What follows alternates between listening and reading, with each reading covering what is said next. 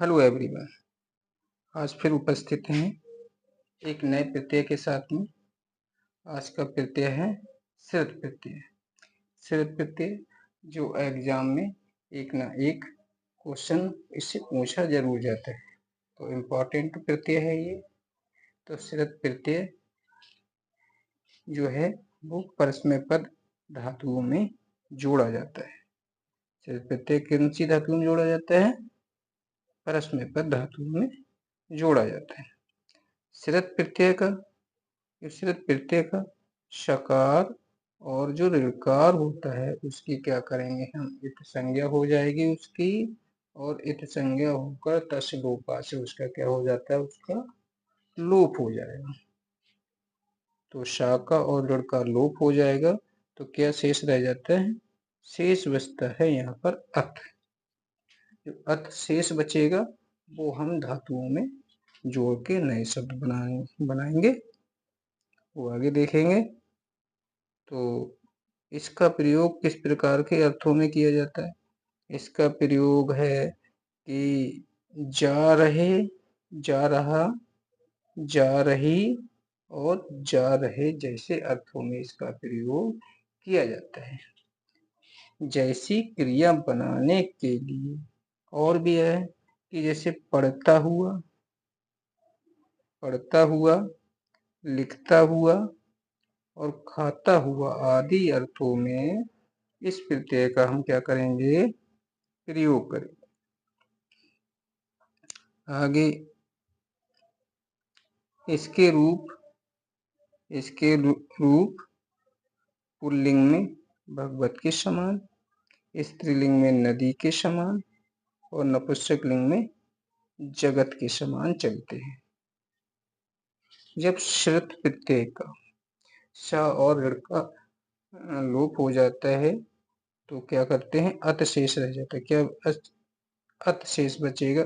और किसी धातु, जैसे कोई धातु ली हमने, यहाँ पर पट धातु ली, ठीक है, तो पठ धातु में हम अत जोड़ेंगे तो शब्द बन जाएगा पठत। क्या शब्द बनेगा?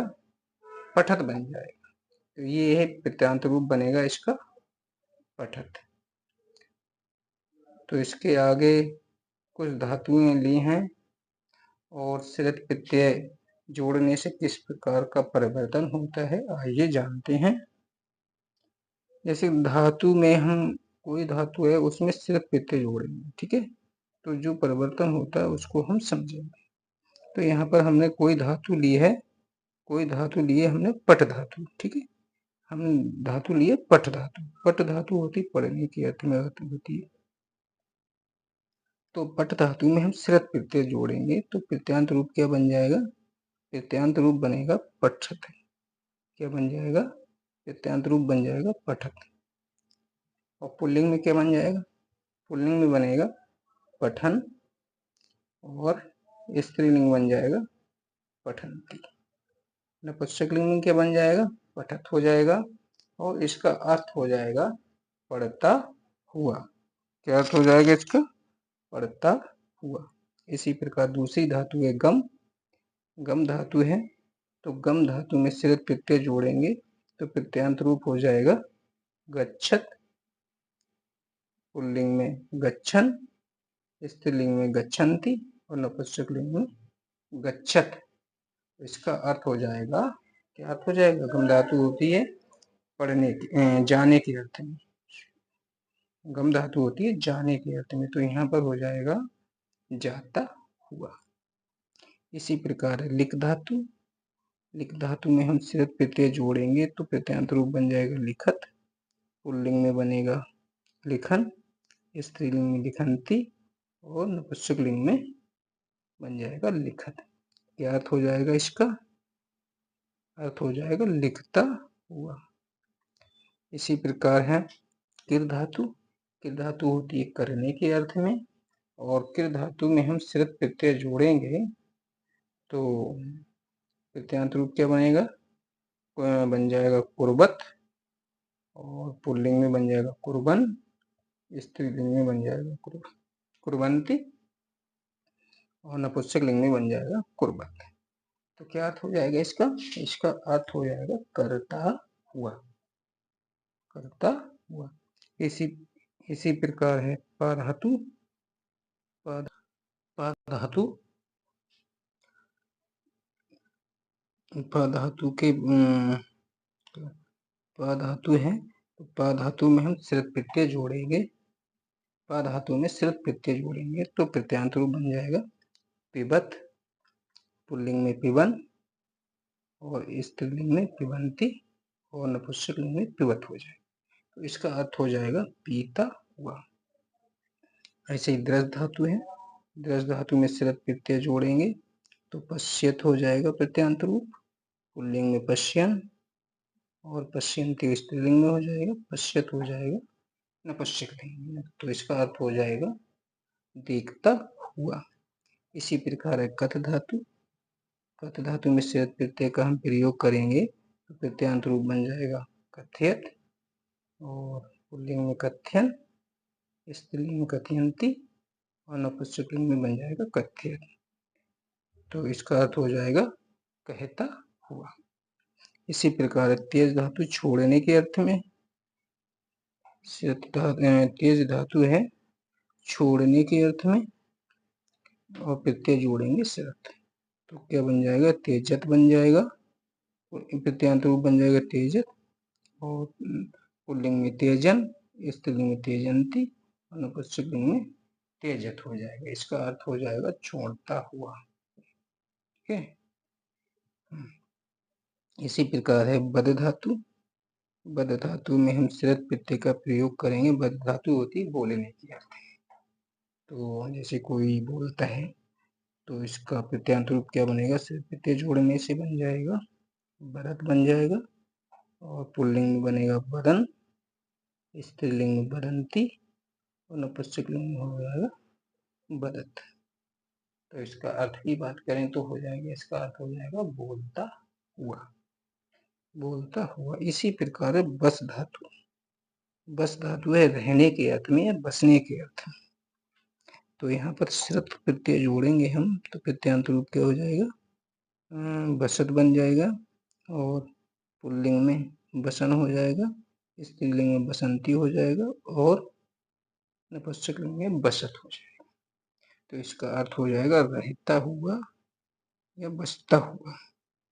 तो इस प्रकार से हम क्या करेंगे, इन धातुओं का प्रयोग करेंगे और बाकी और धातुएं हैं उनका भी हमको रिवीजन करना है। इससे ज़्यादा रिवीजन करेंगे, इससे हमें समझ में आ जाए।